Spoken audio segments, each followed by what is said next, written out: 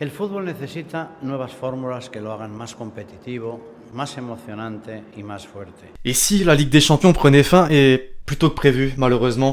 L'équipe, j'espère que vous allez bien. Aujourd'hui, vous avez capté au niveau du titre de la vidéo, on va parler de la Super League européenne, un sujet, une compétition qui a fait parler au cours de ces derniers mois, d'autant plus ces derniers jours, dans le sens où, l'UEFA a prévu de mettre en place cette nouvelle compétition à partir de 2024, et pourtant, ça va peut-être arriver plus tôt que prévu. Évidemment, je voulais qu'on en parle, puisque je n'ai pas fait de vidéo dédiée au sujet. Il y a pas mal de choses à dire, déjà au niveau des règles, on va aller voir dans cette vidéo, elles ont pas mal évolué depuis les premières rumeurs. Quelles sont les raisons qui ont poussé l'UEFA à tout simplement prendre la décision de mettre en place une nouvelle compétition, un nouvel intérêt, vous allez le voir au football, et aussi à mon avis, ce que j'en pense. D'ailleurs, je compte sur vous pour être présent dans les commentaires et des vrais commentaires constructifs, avec un avis vraiment sur le sujet. Je vais pas en dire plus, les amis, on va directement entrer dans le vif du sujet. Juste avant les amis, pensez à lâcher le gros pouce bleu sur cette vidéo, ça me ferait vraiment extrêmement plaisir. Pour le soutien, le référencement, il n'y a que du positif, et ça prend 2 secondes, c'est gratuit, alors merci vraiment à tous ceux qui le feront.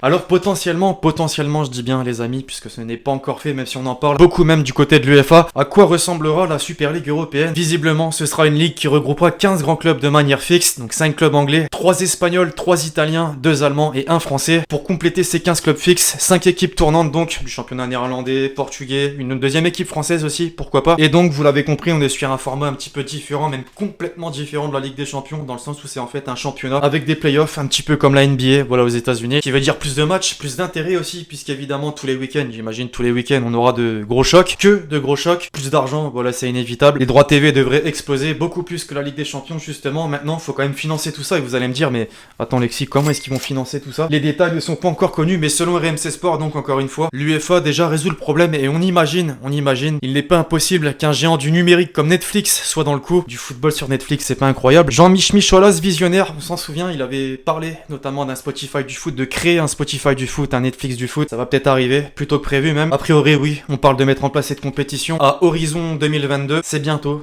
effectivement.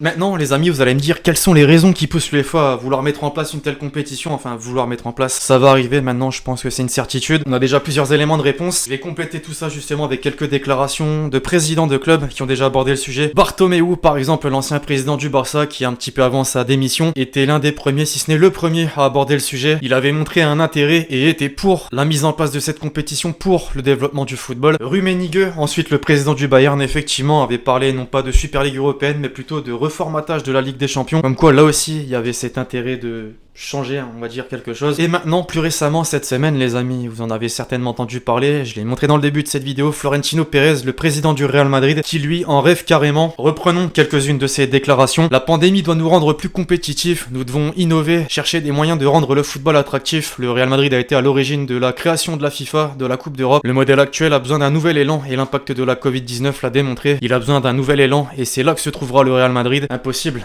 les amis de le contredire, on le sait, c'est plus une surprise, les audiences baissent un petit peu partout en Europe au fil du temps, même avant la crise sanitaire. La Ligue 1, pour prendre l'exemple de notre championnat, n'est plus du tout attractive, et ça je pense que personne ne peut me contredire. Les droits TV ont déjà commencé à baisser en Allemagne, et oui, et justement en parlant de droits TV, je pense que nous, on est les mieux placés pour parler de ça, le scandale Mediapro, qui n'a pas tenu ses promesses, qui a mis fin à sa chaîne Téléfoot, et qui va permettre donc à Canal+ de reprendre les droits TV, c'est une bonne nouvelle, oui, mais à prix divisé par 2, ça fait mal pour les clubs français qui vont devoir tout simplement baisser les salaires des joueurs. Il y a cette peur donc de perdre des revenus, de perdre de l'intérêt des audiences, le marché tout simplement. Tout le monde réclame une réforme du paysage footballistique mondial, il y a saturation et les fans qui sont les plus importants souffrent. Il y a aussi des conséquences pour les joueurs sous forme de blessures, la réforme du football ne doit pas attendre. Nous devons changer, les grands joueurs européens ont des millions de fans et nous ne devons pas leur tourner le dos. Alors, tout le monde, pas forcément, non, plus particulièrement les gros clubs, le Real Madrid, Florentino Pérez aussi ses déclarations justement, Liverpool, City, United, Tottenham, ça en parle déjà. Maintenant la question est qu'est-ce que va devenir la Ligue des Champions, qu'est-ce que vont devenir aussi les clubs qui ne participent pas à cette compétition justement, comment faire croquer les clubs qui ne seront évidemment pas de la partie, telle est la question. Ce qu'on sait déjà en revanche les amis, c'est que ces clubs justement dans la majeure partie des cas vivent de 2 choses différentes. La première, il y a cette idée justement de former des joueurs pour les revendre au prix fort par la suite, et donc la deuxième, les droits TV, bon en France c'est pas le meilleur exemple actuellement avec l'histoire Mediapro. Et donc pourquoi pas finalement cette Super League européenne, sachant que les championnats nationaux continueraient évidemment, et il y aurait peut-être plus de suspense, plus de saveur on va dire. Et ce même si les gros clubs de la Super League européenne